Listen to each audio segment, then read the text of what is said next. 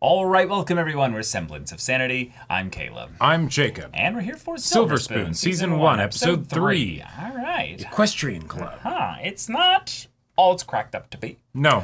But Pretty Girl is here, so that's good. And maybe horses are, a bit cooler than you originally thought. Yeah. They're not quite just the scary creatures, Right. This is an anime of getting over your fears, but That's right. also learning how to adapt and be comfortable in the midst of adversity. So this is really good stuff. Really good character building for our main boy, Hachiken. But for now, we're gonna meet a bunch of new characters and kind of feel out the next stage of things. Because when everybody else goes on Golden Week, it goes back home for Golden Week. Oh, hey, you'll still be here, and certain somebody will still be here as well. Well. Okay. Yeah. But y'all, without further ado, let's get into this now. Winston Churchill. True. Haha! I love this woman.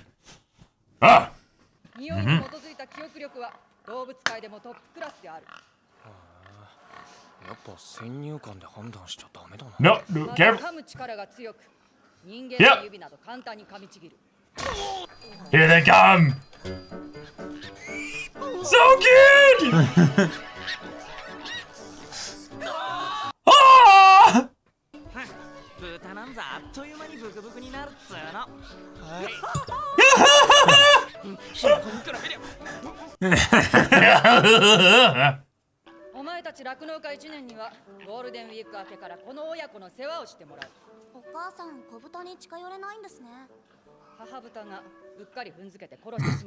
Jeez. 豚の父は胸側がたくさん出て、尻側の方が出が少ない。子豚たちは生後すぐに母乳をめぐる生存競争で自分専用の乳首を決める。強い者が胸側を、弱い者が尻側に押しやられる。Natural selection. 他の乳首に移動させてみろ。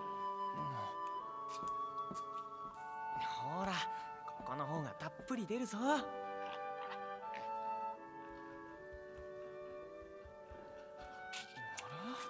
これが子豚の性質だ。Themes on point for the show.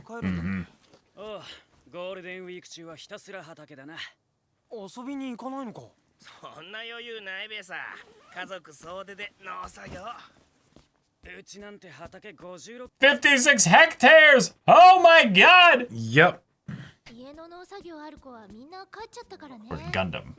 Don't come at me. なんか来るぜ。みんな休みの日に遊ばないのか。そういう八軒くんは？明日朝の馬の世話終わってからかな。 Yes. 一緒に遊びに行かない？ Uh-oh. ね、マスコットキャラがいてお土産屋さんで買い物したり夢いっぱいのところ。 Baseball. It's a baseball game. マスコット。お土産屋さん。夢いっぱい。Oh, a horse race. Yep. That's great fun. What are you talking about? Yeah. Now we find out she's not a gambling problem. Yes, go. 中島先生。 She's not the one with the gambling problem. Yep. I am discovered. 家から出した馬が出走するので。 Yeah. 分かってますよ。 But if you give me your money, I'll gamble it for you. Just as able to pass as an adult. Yep. Holy shit.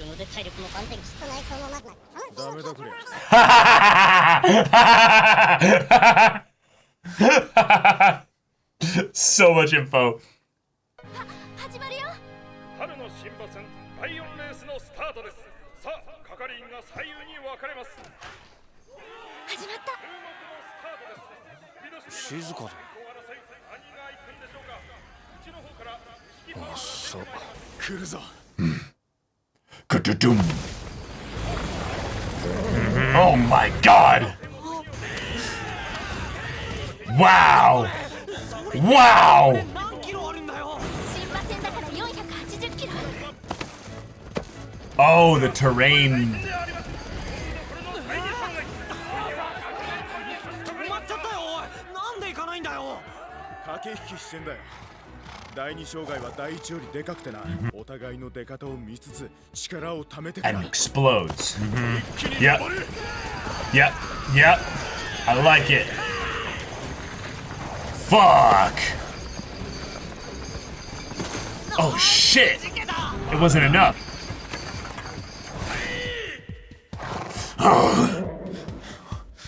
Oh shit. Fucking roided out horse here.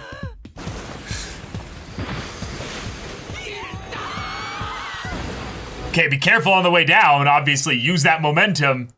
何？ ソリまで全部入ってゴールだ。 Yep, yep.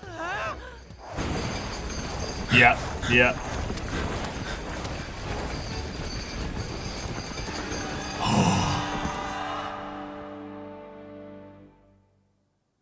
Oh. 惜しかったな。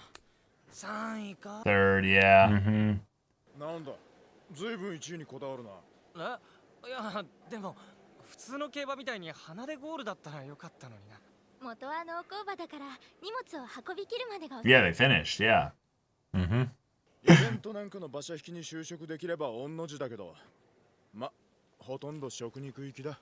Yep. あんなに頑張ってんのに、負けたら食べられんの？競馬に限らず勝ち Yeah. 世界は That's exactly what it is, yep. 成績が全てだから。やだもクソもあるか。お前がこの前食った稲田先輩のスモークチキンだって、産卵成績悪いから淘汰された鶏だぞ。Hachiken、お前さ、1 Yeah. 位って結果にこだわったかと思ったら、努力を認めろって言ったり、 Right. 特に目的なく農業を Right. Go call him Yeah, out on his what's going on? contradictory stuff. Yeah. ハチケン、お前高校どうすんだ？内部進学しないって、それでいいのか？どっか遠いところにある高校に行きたいです。まあよそに行くっていうなら学校を探すけどさ、お前が将来なりたいものによって選ぶ高校もないですから。家から出られて遠いところならどこでもいいです。ご両親はなんて？何も言われませんでした。わかった。ちょうどお前みたいなやつに紹介したい高校がある。行ってみるか？ Oh. He's probably seen results of like really cool things, the way people come back from this, just like knowing who they are and what they want. Yeah. くだらねえってなんだよ。努力が報われないしんどさがお前にわかるかよ。農家に生まれたってだけでろくに勉強もせずに高校入れて、卒業すれば実家って就職先が用意されてるし、気楽で羨ましいよ。いっちゃん、ハチケン君やめなよ。 He didn't respond though. ねえ二人とも面白いとこ行かない？駒場さんとこのいっちゃん。おお、駒場んとこの一郎か。でかくなったな。おやさんの葬式以来かな。おっかさん元気か？おかげさまでなんとかやってます。 Yeah. Sports scholarship, remember? 今日は頑張ったね。 Doesn't work hard, so carefree. Yeah. まだ秋のこと覚えてるべか。子馬の頃お別れしてるからな。ほら、これ生まれた頃。 Oh my god, this is so cute! Yep. 見影が。こうか？ Oh, yeah, yeah, yeah, yeah, yeah. よしよしよし。馬の気持ちが完璧にわかるんですね。さすがだぜ。 What was that turn? こっちなんて完璧にわかるわけないよ。さは夢があっていいね。どうやって使うんですか？これは開口器、無理やり口を開けるやつ。これは微粘棒、馬を無理やりおとなしくさせるやつ。あとは虚勢道具とか。馬はかなり繊細って聞きました。デリケートな動物だって。そうそう、腹痛なんてしょっちゅうだし、ちょっとしたことで命を落とすから、よく牛と比較されるけどね。牛は脳みそ腐っても生きてるのになんて。おお、すげえな牛。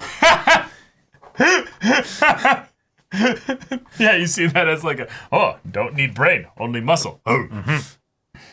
先生、獣医になるために必要なものって何ですか？まあ学力学費はもちろんだし体力もいるね。あとは私の持論だけど殺せるかどうか。獣医になる夢持って農大に入って、その選択を迫られた時やっぱダメだってなる人はいるよ。でも一方で殺せない殺させたくないって優しい人たちが頑張ってるから助かってる命もたくさんある。夢を持つということは同時に The resolve to struggle with reality. Yeah. Fuck, that's a line. Oh, God, that's so good. Oh, I'm gonna remember that for the rest of my life. Holy shit, that's such a simple, perfect Yeah, I way can't to believe put I it. forgot that line. Because dream is about going beyond reality, but you still have Right. to struggle and contend with what reality. Oh, shit. なんだああ葬式だよ。誰か亡くなったんですか？昨日な競走馬が一頭急死したんだわ。人間みたいに葬式 Yeah, they are. 馬主さんの意向だよ。大抵は死んでも慰霊碑やら馬頭観音さんでまとめて鎮魂祭するんだけどな。馬主さんは So, effort is rewarded. 俺ら馬に食わせてもらってるからよ。どの馬もみんな葬式あげてやりたいけど経営厳しいから人間の気持ち一つで一生左右さ Wow. れるんだ。 And that's what you fled away from, right? 気持ちが完璧に分かったら So you didn't have anybody else deciding the way your life goes, maybe? And emotions with the dreams and animals and everything, and now it's all merged here. ああうちの親ももう年だし俺が継がねえと誰も And he's doing sports, my dude. Yep. Mm-hmm. 後継ぎは So it's just 気楽でいいとか do what you gotta do. いや俺もお前のことよく分かってないのに Oh. すまんだよいやー、いっちゃんが珍しく人に謝ったなーと思って。うっせバカ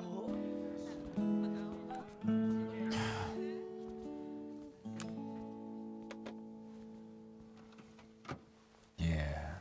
Well. この子気になるの？こいつ8頭いるうちの8番目だもんな。俺も8だし。Yeah, Hachi, yeah. Yep. どうしても名前つけたいなら Park ball! Yes! Yes! 先に育てられる。 Yes! Brilliant! よし決めた。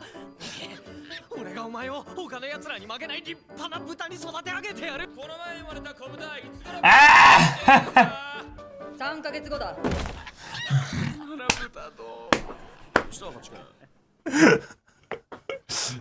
You do not have enough time. Not 3 years, 3 months. 新札幌中もはい、突然お電話してしまいまして申し訳ありません。今年酪農家に入学した8県融合の担任をしておりました白い Oh, does he want to just check in on them? なるほど。それはそれは。All right, this is my favorite episode of the show thus far. It's a good one, This is isn't a it? really good one. Yeah. We had a lot of little subtle things that were going on this episode to focus on the characterization of Hachiken, but also things that weren't so subtle, just things just blatantly bringing up his inferiority complex, and also the way in which he is a walking contradiction of the hey, all I care about is, just winning. But then it's the but if I'm not winning, But if I'm not winning, we should still reward the effort put in. And it's like the wait. So do you care about results? Yeah, which or do one? you Which feel one for is the it? underdog? It's a beautiful contrast because I think it's a very, very simple one in that a lot of people live their lives primarily by a form of competition. Sure. You do not see yourself as being valuable unless you are performing optimally. And I can imagine that there's a lot of that's evolutionary of like the contribute to the group, the collective, so that way, you'll have a place in it and be taken care of and all that stuff. And yeah, but that has almost nothing to do, I think, with where he's at as a character. His is an environmental one where it's he was in a school situation or something where it was so bad, either with the family in connection to that, or something where he pushed to be the best, right, and hated it and associated stuff with his family so much that he abandoned it over here. Right, and because still wants all that effort to be have meaning and stuff. Because it wasn't that he failed out of the school or anything. Exactly. It's that probably the parents saw it as failure. Yeah. You know, and so then it's okay, I gotta get out of there. Yeah, he had no dream associated with it. Yep. For one thing, which means it wasn't his desire that brought him towards that level of effort. He was living either someone else's dream or he was just dreamless. Either way, it's pretty rough. So now that he's here, he kind of has this inferiority complex of where he sees other people's efforts and he's judging them by the standards that were either self-imposed or that he imposed, or that were imposed on him by others. Right. Yep. So it's a really sad, realistic kind of debacle to be in, especially when you're growing up, because most people grow up with small or to major identity issues with regards to what their purpose and who they are. Sure, yeah, because that's the whole struggle of adolescence, is you figuring that out for yourself, not just, you know, what other people tell you about it. Yeah. And so naturally with that, then when it comes to the person who seems to be the overachiever, right? You know, who he would constantly be commenting on of, how do you have so much energy to go and do like, you know, baseball practice and stuff after these crazy days that we're working. Right. Oh, you're an heir. Oh, you must have it easy. I love the way this show respectfully shut down the idea that the people here who were born in the culture and environment of this, by extension, then yes, they don't find this as shocking as you do. Thus, that part is easier. But no, the mentality of it is really the only part that's different from you and them in that regard. They are working extremely hard, and some of them had environmental circumstances that are really rough. Yeah. And lost their dad at a young age. So and their mom can't necessarily run the farm, so it's the business. You know? Yeah, and the business. So it's okay, well, this is what I'm doing. I'm gonna do all of it. Yep. Yeah. And somewhere in there, dream of baseball is just sort of doing its thing. The baseball thing, I think, is how he like has his me time. Has his me time. Yeah, it's basically the thing that he can have a passion surrounding that doesn't feel the stress burden kind of attached to it. Because I think there are times when you can have a passion that's attached to something, but because it's for other people and not for yourself, it's hard for it to be your passion. You know? Right. It doesn't actually give you that kind of fuel. Because when you are going after your dream, right? Like we have the episode paused on in all things, I think having a dream requires having the resolve to struggle with reality. Right. If it's not your dream, you're not necessarily going to want to struggle with reality. Because that's hard work, right? Like, why would you want to do that? You know, we already have usually enough things that we're already struggling with reality. Exactly. Why would you intentionally add more on if it's not for you? Like, why would you add more on, you moron? Right. Yeah. That's like it would have to be a very, very important person that you are then doing it for. Which is an extension here for Ichiro. It's his family. It's his mom. And that's admirable. In some ways, I like the idea that even if he's not actually dating Aki, let's say he is, right? Sure. Let's say he is.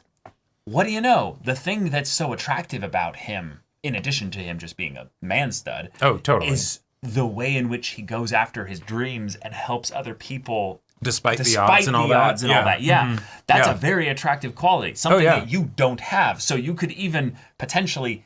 Even if he sees this guy as just this is the apex of what that kind of struggling is. I'm jealous and so I'll look for ways to tear it down. Instead, I'm jealous and so I'll look for ways to learn from it. To learn from it, right. Yeah. And to be inspired by it. Right, because really, and that's where I think the homeroom teacher with I think I know a good place for you. I've sent a few kids, you know, to this place, you know, that had similar situations to yours, right? Right. It's not about being a farmer. It's not about being a farmer. It's not about the agriculture or the equestrian club or pork bowl or whatever. None of that. It's about learning to basically work hard and find something that is fulfilling, right? To you know, the ejecting from the environment that wasn't working, right? And having that fresh start. You know, and some hero's journey shit. Yeah, exactly. And it it gives this show a unique tone, feel, air. Yeah, exactly. Where the experience that I had with the show the first time watching it, I haven't really gotten that from anything else. Like not that there aren't elements of this that were, very strategically brought in from other, like hero's journey type stuff where it's like, this is familiar. And so, we know why that stuff works. And so we'll put it in here. But like binging this show, I forgot a ton of the details about it. Sure. But you watched this also like a long time ago. Yeah, it was a while ago. Yeah. Yeah. But anytime I watched some of it, I came away just feeling like, oh, you were enriched. Yeah. I like, definitely feel that as well. This episode feel was like the best example of that thus far. I want to be a better person. I want to, and I mentioned that. I think it was either episode 1's reaction or episode 2's. It made me want to work out. I think it was. I think it was something that I said during either the reaction or discussion, and I was just like, it's weird. It makes me want to work out. Right, because you were talking about how like the effect of the physical on the ability to then do the things that you like to do. Yeah. Right. It was something where they called into question the idea of what physical strength means. Is not just in that all of these farm kids and stuff like that are raised up with the idea of like, oh no, you're going to lift something that's 100 pounds. That's right. Just, even the smallest of them is probably like, ripped, solid, solid, built differently, Yep. So that kind of self-improvement being something not for the purpose of comparison or ego or something like that, but it's the things that will make the struggling with reality part easier for you. Right, because you're getting practice with it. Right, so that having a dream feels more realistic. Yeah, I think it's not discouraging because, oh God, I won't be able to do this. Right, it's the kind of thing where, what is it? Success is the progressive realization of a worthwhile goal. Yep. Obviously, you can't really measure success, but it's the idea that you can take that kind of cheesy phrase and translate that into, if you want to feel fulfilled in life, take one new step every day. Even if it's not a big step, or even if it's not a step that's particularly hard. Sure. Add a new step.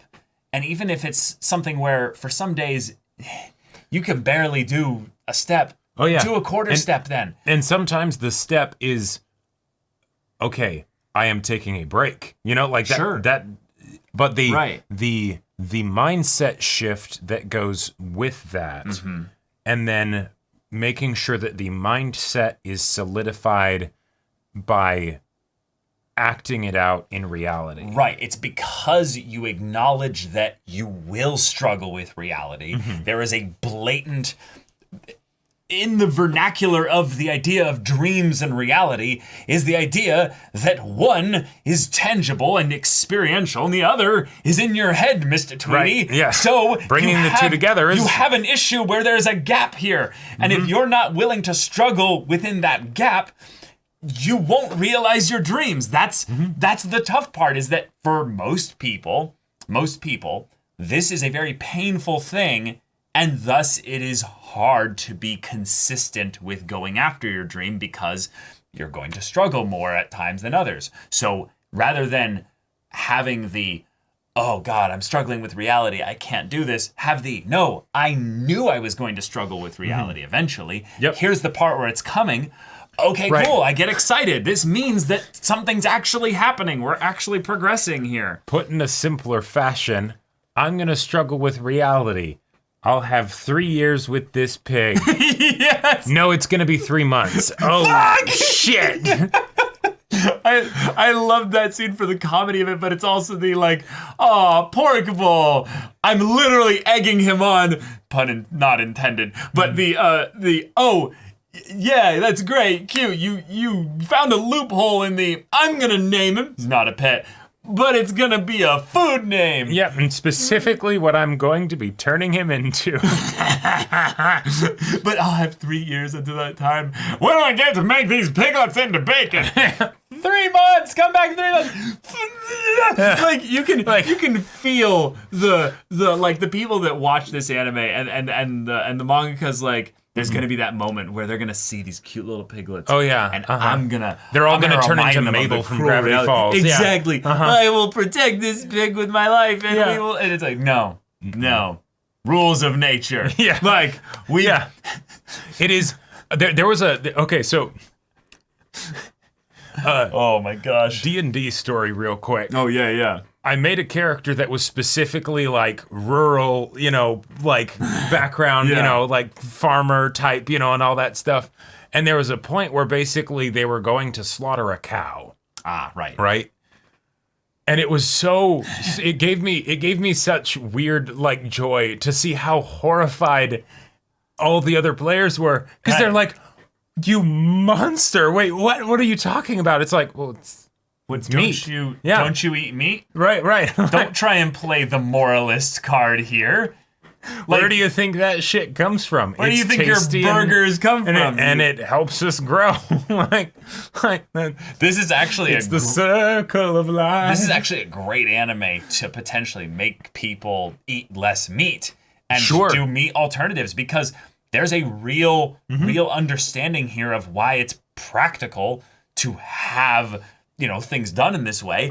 But then also by extension, you then go, oh, so my dream will require some struggling with reality. Yeah. The fact that... Right, because this isn't one of those, like horror story farms, right? No. Where there's a bunch of, like, animal cruelty or whatever. No, they're treating the animals very well, but they still slaughter the animals when they don't bring results. Yeah, exactly. It's a very, very practical and unfeeling act. It is not something done with maliciousness or anything. But they'll even, give funerals for the horses, right? Because there's of love, course there's relationship, there's time, there's a beauty in that.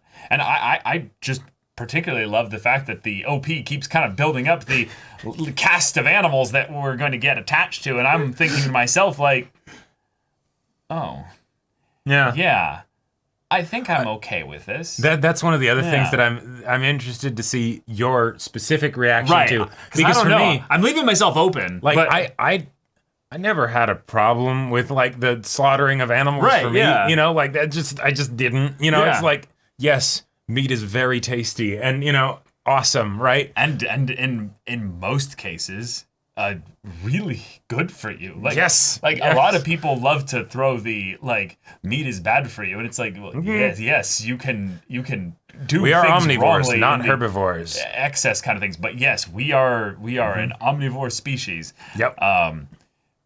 There's a reason why we have evolved with these teeth. It is a fact of nature. You do not need to eat meat nowadays. Yeah, you with progressions in a bunch of different areas and stuff, technology, and you don't have to. You don't have to. But it's delicious. Like at the same time of like, I feel like this show could also be a wonderful like showcase to people that have very strong moral issues with like eating meat and things like that, and nothing against that. Yeah, you do you and everything. You do you, yeah. But from the standpoint of understanding the other side of things, right? For the people that couldn't imagine what it would be like to be a farmer, right, and raise animals that you're raising to for slaughter, yes. right? Living things that, like, if they were.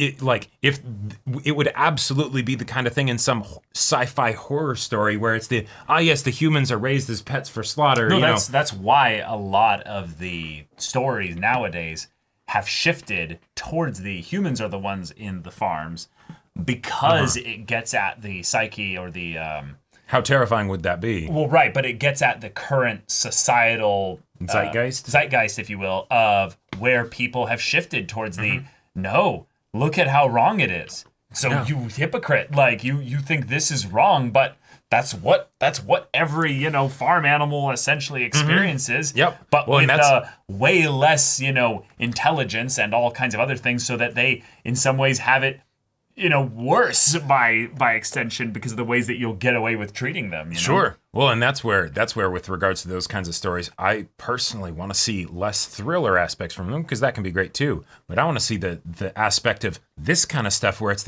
we're treating the humans well because we do care about them. We'll throw funerals. Problem is, Jacob, is that we're human and we can't identify with. No, I know, but wouldn't that be such a way to like fuck with the audience where it's but we're still going to eat you because that's what the Matrix is. That's what the Matrix is. The robots have put humans basically into the stasis where they have such a happy lie that they're living. Sure. That they're comfortable in that space. And some of them, even after being awakened to that point, they want to go back. Yeah, no, okay, no, that's a good point. Yeah, all right, yeah, the Matrix, It's basically the point when Cypher eats this juicy fake steak that he goes, ignorance is bliss. Yeah. And you're right. There's plenty of stories like that. No, that's a good Matrix point. is not a thriller. It's a sci-fi, true and true, Yeah. Or through and true, yeah. But, wow. Yeah, I'm impressed with the level of empathy and emotional complexity to the characters here when combined with the comedy of the way in which we are the new people kind of getting introduced to this world through Hachiken as well. Yes. That's a combo that I didn't think we would have explored so deftly in the earlier episodes. Yeah, you'd think that would take a lot more build up to set the foundations for everything and then yeah. I definitely think we're still setting foundations and stuff with Hachiken because we don't actually really know what the situation was with his family other than that it was bad and it probably revolves around the whole performance anxiety, all that stuff. Fixation that he had at school. Yeah, exactly. Because his thing, correct me if I'm wrong, the thing was that he was really good at school, actually. Like he put everything into it. Yep. And so the big question is, well, then why did he come here if he was doing so well over there? The family situation. And we're starting to show a little more details with that in that he realized then that he didn't have a dream. And it's the homeroom teacher who kind of... I'm just impressed because I think in some environments, at least here, a teacher would call the parents and be like, hey, your son's making a decision here. Well, I think it's something where they still had to sign off on it, in order for that to happen, right? In order for him to transfer to a school that's far away and all that stuff. That's, he can't just make the decision on his own. But but that is something that is in the packet kind of thing. Was that's implied by that? Yeah, I wasn't assuming that that's the case. Right. In order to do something like that, obviously he would need parents' signatures of all that stuff. Right. I think I'm thinking more in the ways in which we sometimes get maybe a bit overprotective here in the U.S., where if a teacher felt like they were pushing that idea onto the kid, I could see some parents being like, hey. Stop trying to... They blame the teacher versus the fact that they have a shit relationship with their kid, and the kid is trying to get away from them rather than... No, it's not the teacher's fault. It's fucking you. They're just trying to serve the student as best they can. They spend this much time with you. I wonder who has the bigger, influence in their, desires and decision making. Oh here. Man, you're just waiting for the... No, it just more makes me think about that whole idea. Oh, yeah. And there's a special kind of hatred that I have for really it's people in authority and when there's supposed to be that trust, but especially when it's with parents and that kind of shit is... Kids. Yeah. And it's the cluelessness of it, right? Yes. If it was at the very least like intentionally malicious, then okay, you're just being a shit human being, right? But clearly I'm not doing anything wrong. Clearly, even when I see the evidence, that must be something else. It's the how can you be this blind? How can you be this stupid? It's the willful ignorance of it, Right. Where that's almost the evidence is there and they ignore it. It's almost that you have to assume that there's willful ignorance. Right. Because the idea is that, no, You can't tell that your son is all sorts of unhappy, that he's wanting to specifically go to a boarding school really far away that has nothing to do with anything that he's been studying up till now. He's going to go to an agricultural school. Yeah. It's something that I've not got anxiety about, like with being an eventual dad and stuff, but it's something about the way in which when you get to a certain point, the parent doesn't actually have any... the kid won't necessarily have any respect for the parent. Yeah. And that's a pretty common thing around the teenage years because the kid is wanting to split off and do his own thing, right? Yep. Mm-hmm. But there's also the kind of panic I think a parent can sense where it's the, wait, is this that?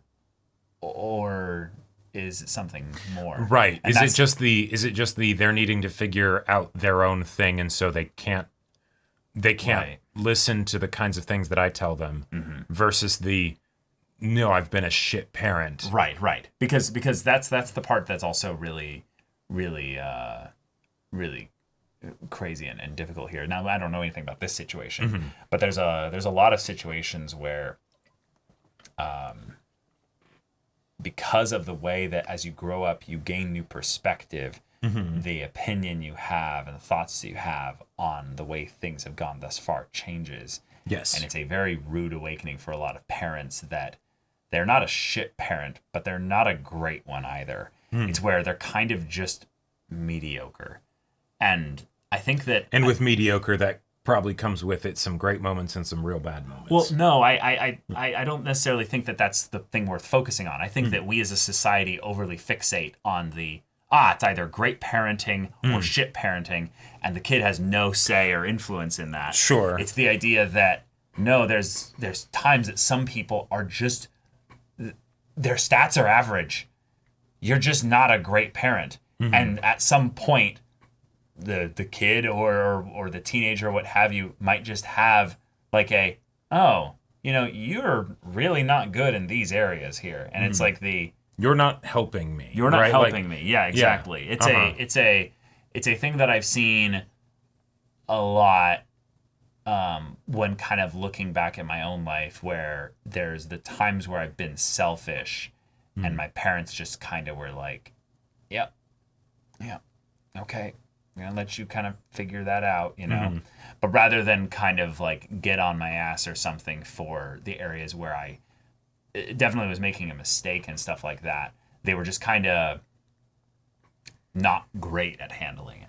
They weren't bad at it, but it was just something where it was the like... There could have been a great way that they could have handled it, and they didn't see it. And they didn't see it, exactly. And I think that when I was a teen, I held my parents to a much higher standard than was reasonable. Sure. And didn't acknowledge the shit teenager that I was, when I was a shit teenager. Because it's it's not my fault.